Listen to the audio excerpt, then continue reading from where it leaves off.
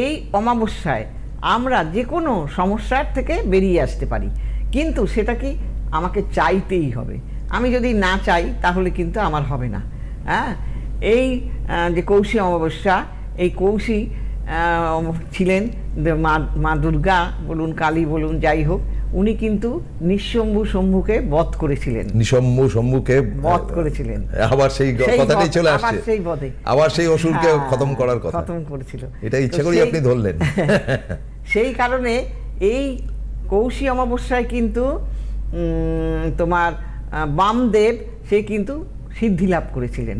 হ্যাঁ, এই কৌশী অমাবস্যায় কিন্তু মানুষ যে কোনো কাজ নিয়ে যদি তারা করে তাহলে কিন্তু তার, এবং বামদেব এই সময় কুশের মধ্যে রেখে মাকে পুজো করেছিলেন শ্মশানে, তার জন্য কৌশী অমাবস্যা বলা হয়। তা সেই কারণে আমাকে চাইতে হবে। শুধু আমি ভাবলাম যাব করব বা একটু জেনে নিলাম, বেশিরভাগই দেখি একটু ফোন করে জেনে নিই, না ওদের কাজ হয় না, না কি হবে, এদের কিছু হয় না আলটিমেটলি।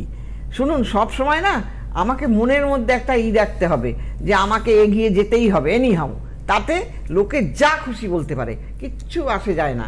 লোকের কথায় কোনোদিনও কর্ণপাত করতে নেই, যে যার সুবিধা মতো কথা বলবে, সে কি আমার বিপদ আপদে সে দেখবে। এখন এই কৌশিকী অমাবস্যাতে কি সর্বশ্রেণীর মানুষের?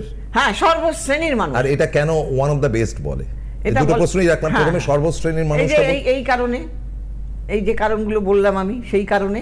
আর দ্বিতীয় কথা, যে যতগুলো অমাবস্যা আছে তার মধ্যে এটা কিন্তু ভীষণ ভাইটাল। আমাদের 12টা অমাবস্যা, সেই 12টা অমাবস্যার মধ্যে এটা কিন্তু ভাইটাল। সব অমাবস্যায় কিন্তু হয়, কাজ হয়, হবে না কেন, কিন্তু এই অমাবস্যাটাকে গুরুত্ব দেওয়া হয় ওই জন্য।